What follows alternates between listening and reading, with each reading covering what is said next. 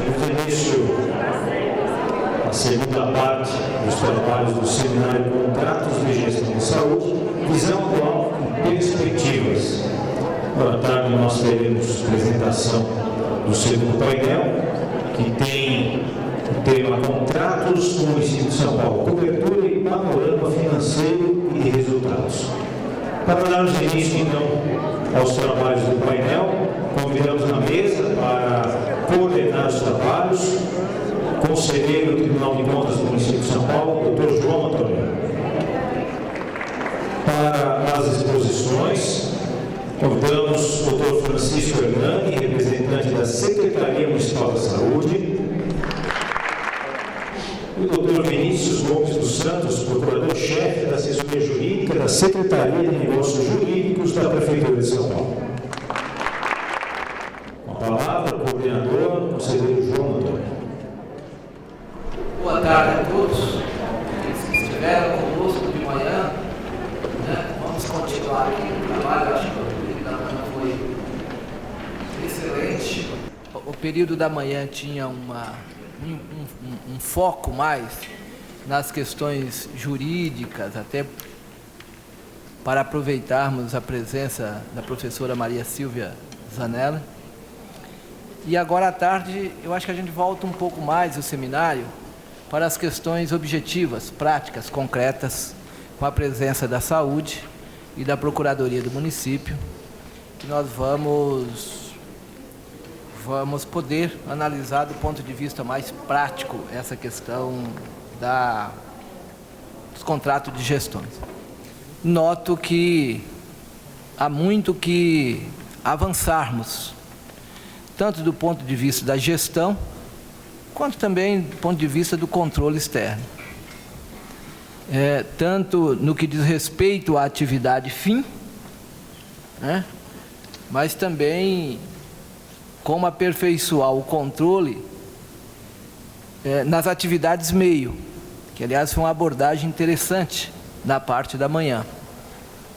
Este seminário tem um pouco esta finalidade, ao mesmo tempo, e essa também tem sido um pouco o nosso pensamento enquanto escola de contas. Como a escola de contas, um órgão do Tribunal de Contas, pode de maneira articulada, destaca que já este evento já é uma articulação com o Sejur, e como numa ação articulada possamos contribuir tanto para uma maior eficiência da administração pública, portanto, numa ação proativa do tribunal, não chegar depois do dinheiro mal investido, mas chegar antes, uma contribuição, uma parceria com a administração pública. Um desafio importante para a Escola de Contas, e por que não dizer controle externo do Tribunal de Contas, é articular as atividades de controle. Já estamos fazendo isso, fiz uma primeira reunião com a Controladoria do município, portanto com o controle interno, e quero anunciar que nós estamos estudando, solicitei hoje ao Conselho de Saúde para fazer uma exposição sobre uma experiência inédita que nós vamos inaugurar em breve no tribunal, que é uma ação integrada com os conselhos de saúde e os conselhos participativos na área do controle externo associado ao controle social, que é um aplicativo que nós estamos aí desenvolvendo e vamos apresentar este aplicativo, tem uma participação também da nossa São Paulo, no sentido da gente articular uma ação do controle externo com o controle social nos diversos, começando com uma experiência laboratorial na área de saúde, voltado principalmente para as unidades básicas de saúde, para que a gente possa, em tempo recorde, em tempo real, fazer um controle da situação objetiva em cada posto de saúde e articular esse controle externo com o controle social. Então, eu passo a palavra para o Francisco Hernani, que vai falar um pouco sobre esta questão mais objetiva. Quantas andas, como é que está a experiência concreta e os desafios da administração nesta área. Boa tarde a todos e a todas. Eu preciso fazer um resumo. Eu estou bastante satisfeito de ver aqui que a maioria absoluta que aqui estão são pessoas que eu já conheço, justamente por conta do meu envolvimento nos chamamentos, ou melhor, no meu envolvimento na gestão, seja de contratos de gestão, seja de convênios na Secretaria Municipal de Saúde. Então são pessoas bastante interessadas, bastante conhecedoras do que vamos tratar aqui, né? E isso me deixa bastante satisfeito. No período da manhã, a doutora Maria Silvia Zanella de Pietro, falou com bastante propriedade, né? Eu até anotei com bastante cuidado, de que ela falou que não se transfere os resultados, né? Ela usou a expressão de uma delegação. A bem da verdade, o que nós temos falado e temos sustentado na Secretaria, em todas as instâncias por onde nós vamos debater o tema, o que a gente fala é o seguinte: o que está sendo feito e o que se buscou fazer, e nós estamos buscando aperfeiçoar, é a execução, é o gerenciamento. As diretrizes, a Prefeitura, por meio da Secretaria Municipal de Saúde, não abre mão. As diretrizes são a assistência pública, as diretrizes elas são emanadas do gestor público, da administração pública. O que se faz lá é o gerenciamento das unidades. Mas as diretrizes, essas, com certeza absolutíssima, elas partem da administração pública. Portanto, o gestor, nós somos os gestores, tá? Tem o gerenciamento. Foi aí, então, que nós começamos em 2013 todo o nosso processo de elaborar contrato de gestão, de modo que fosse migrando paulatinamente os convênios para os contratos de gestão. Evidentemente, alguns convênios permanecerão, como também foi falado hoje cedo pelo secretário aqui, né, por conta das suas especificidades, né, como dizem no mundo privado, da expertise de algumas entidades, que se a gente não acabar com esse convênio, provavelmente o prejuízo será maior para a assistência. Então, mas isso vai representar algo em torno, em termos de montante, do orçamento dos contratos de gestão e convênios, isso representa 5%. Bem menos do que isso. A grande massa orçamentária, a grande massa de assistência mesmo, estarão nos contratos de gestão, nesta lógica de contratos de gestão e convênio. Pois bem, a partir daí, então, nós iniciamos o processo de chamamento, com apoio da nossa assessoria jurídica, diversas reuniões, eu participei de várias reuniões com representantes desse tribunal, fizemos reuniões aqui no tribunal, fizemos reuniões na secretaria, depois vieram as manifestações técnicas, respondemos, fomos aperfeiçoando os instrumentos. Nós estamos falando da execução só com os contratos de gestão, né? Na ordem de 3 bilhões, certo? Esses 3 bilhões, a sua maioria absolutíssima, diz respeito a RH, nem poderia ser diferente, né? Afinal de contas, é o serviço da saúde que está lá na ponta, médicos, enfermeiros e outros detalhes. Deste orçamento de aproximadamente 3 bilhões ano, isso representa não 54% do nosso orçamento, mas algo em torno dos 40%, considerando nosso orçamento acho que é 8 bilhões e alguma coisa. Então não chega a 40%, mas esse não chega sem dúvida nenhuma, nós estamos falando de 3 bilhões. Né? Desse orçamento, 87% refere-se a recursos humanos, algo em torno de 6% refere-se a terceiros, 2% a medicamentos, insumos, e 5% outros contratos.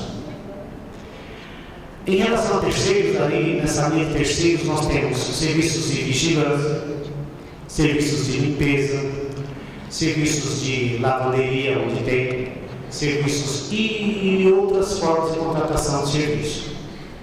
Então, em linhas macro, o orçamento dos contratos de gestão tem essa divisão, né?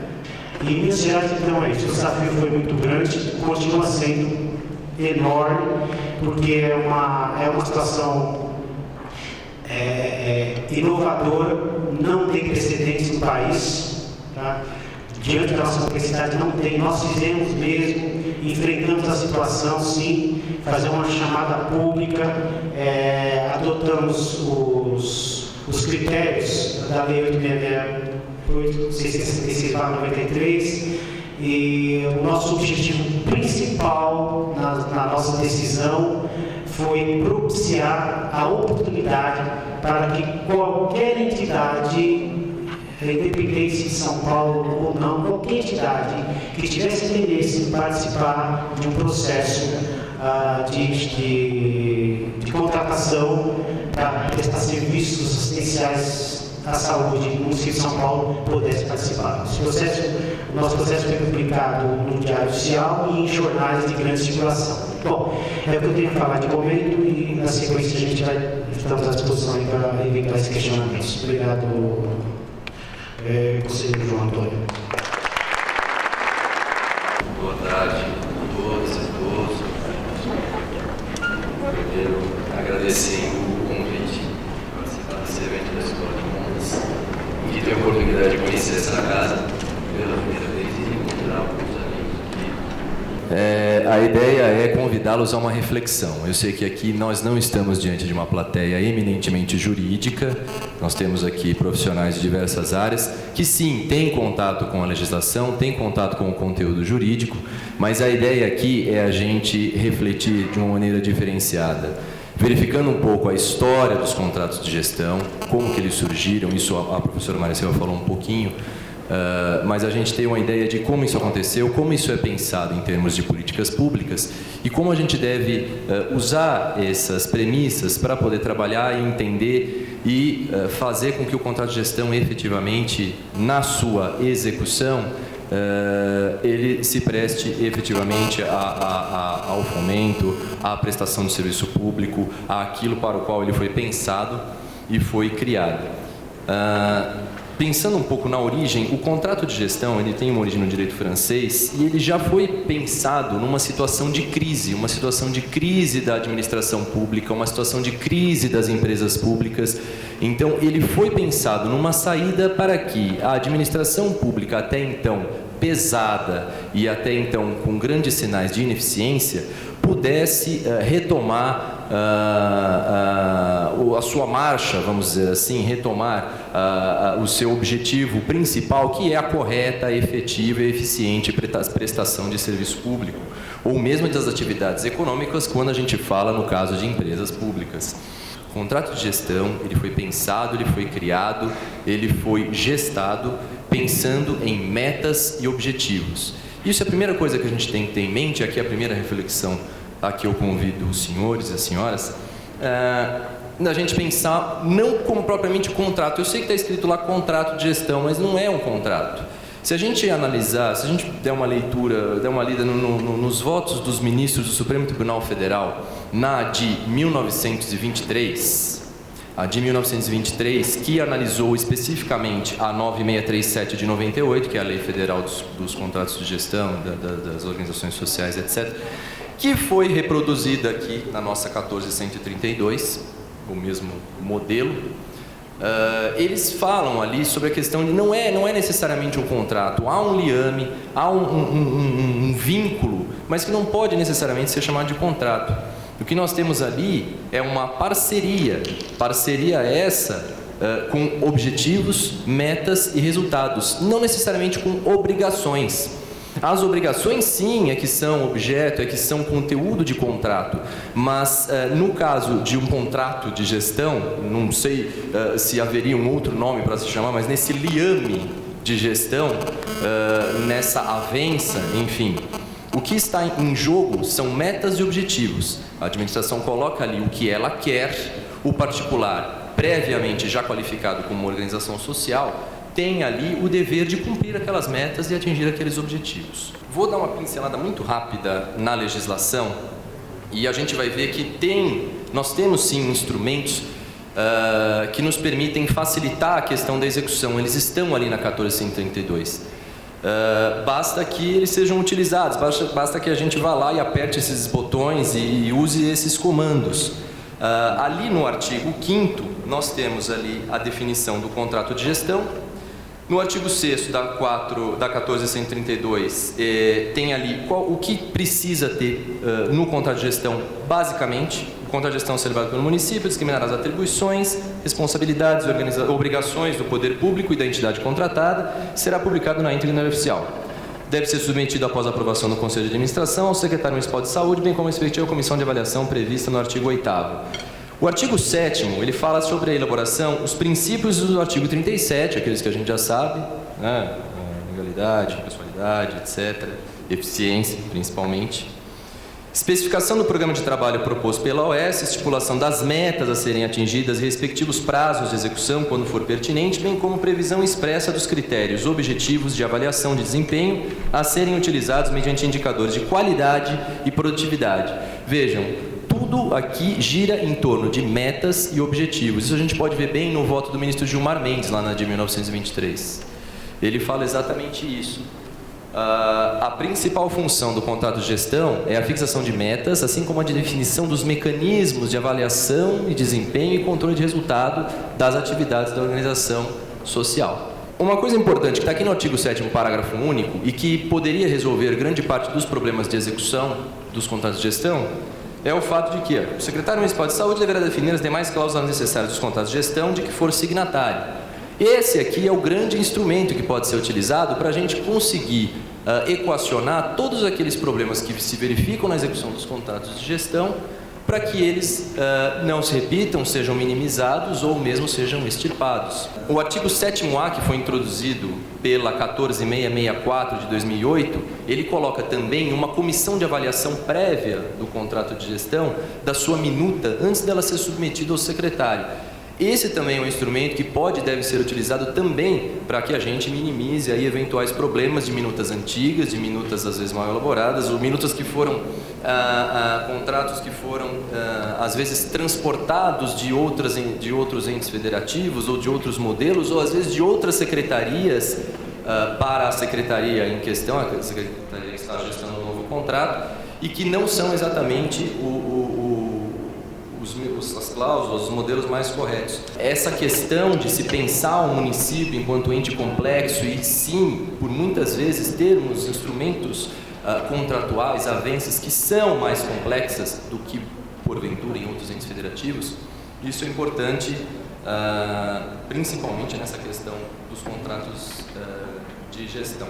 Temos que deixar um pouco de pensar numa visão retrospectiva, como tende a ser a visão do jurista, a visão do operador jurídico.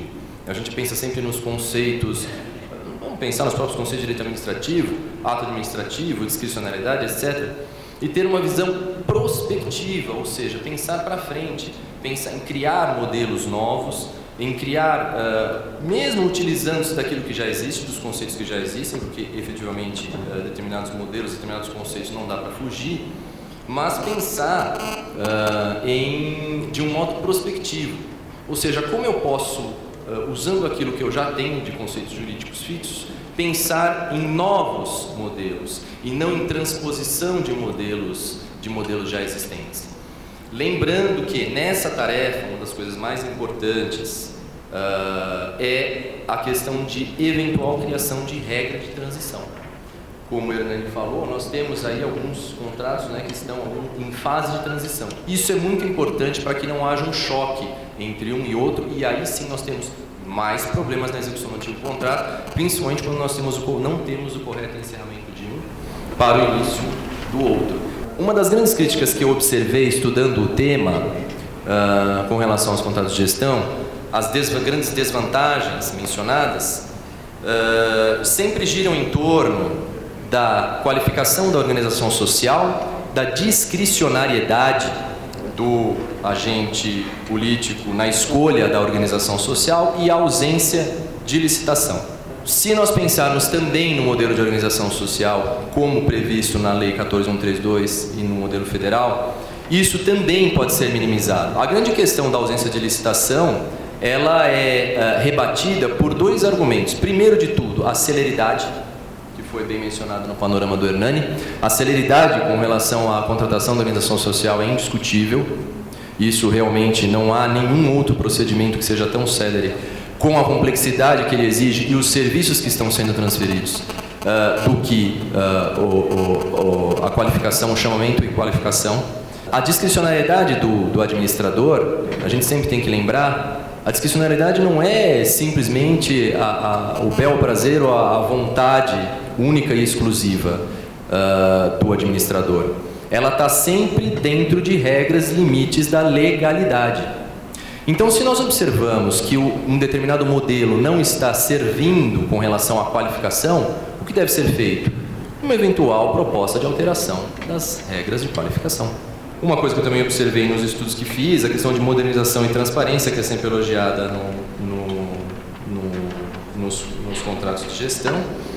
E uma outra questão que também precisaria ser trabalhada, aí já no âmbito bem da execução mesmo e bem no âmbito da organização social, da gestão por metas. Não diz tanto respeito à administração pública, mas é algo que pode evitar determinadas discussões que partem do âmbito das organizações sociais, tentando minar também o modelo dos contratos de gestão, que é um modelo de corresponsabilidade e compromisso mútuo entre os trabalhadores das organizações sociais e o nível diretivo.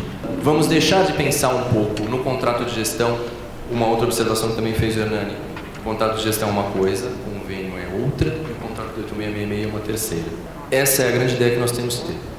Pensar no contrato de gestão como um modelo diverso, um modelo diferente, um modelo que prioriza metas, objetivos visando a eficiência. Ele não tem obrigações propriamente ditas com relação, como nós teríamos nos contratos da 8666, mas nós temos que pensar sim no âmbito de fiscalização de metas e objetivos e tentar sugerir, corrigir, propor mudanças na fase prévia de ajuste, de formalização das minutas desse contrato, para que nós não tenhamos problemas na sua execução. Eu agradeço aqui mais uma vez a oportunidade, estou à disposição para perguntas e é isso. Uma boa tarde a todos e muito obrigado. Quero aqui, em primeiro lugar, agradecer a presença de todos. Acho que esse primeiro dia de seminário foi um sucesso. Vocês talvez não imaginem a importância que tem este evento para a cidade. E mais, a importância que tem esse evento para o Tribunal de Contas do município de São Paulo. Um tribunal, aliás, todos os tribunais, que devem estar atentos à nova fase que vive o Estado Democrático brasileiro. É fato que a política e as regras democráticas de maiorias definem quem serão os legisladores e a correlação de forças do parlamento, definem quem são os chefes dos poderes executivos nas várias esferas, dos vários entes federativos. Nós, enquanto conselheiros, no Tribunal de Contas, não definimos se a política de saúde vai ser via OS ou via administração direta. Isso não é uma atribuição nossa. Essa é uma atribuição dos representantes do povo e do eleito para conduzir a política da cidade. É discricionário, desde que não fere a legislação e o ordenamento jurídico pátrio. A nós cabe exatamente a tarefa, e nós estamos chamados mais do que chamados. O Tribunal de Contas do município, para o Tribunal de Contas do município, é um dever aperfeiçoar os mecanismos de controle. Aqui tem o representante da administração, que a tendência natural é dizer: falta, mas estamos tomando providências. Tem representante da sociedade civil que diz: olha, falta muito para a saúde pública chegar a um nível razoável. Tem representante do funcionalismo público que diz: opa, não mexa conosco com os nossos interesses, porque nós somos gente, trabalhadores, merecemos respeito. Tem os representantes das organizações sociais que defendeu com brilhantismo essa nova política implementada em vários governos do país afora. Então, é assim que nós vamos construindo esse ambiente. O importante, vocês perceberem, é que nós, Tribunal de Contas, estamos virando uma página da nossa história. E a relação com o controle social, a relação com o funcionalismo, a relação com a sociedade, cada vez mais vai se aperfeiçoar. Não é concebível, qualquer que seja o poder instituído, ou órgãos de Estado, que é o que eu classifico, o Ministério Público, os Tribunais de Contas, órgãos de Estado independentes e autônomos, não é concebível que continue atuando de maneira fechada, como se estivesse no redondo. A interação com a sociedade é fundamental. Esta talvez seja a principal tarefa.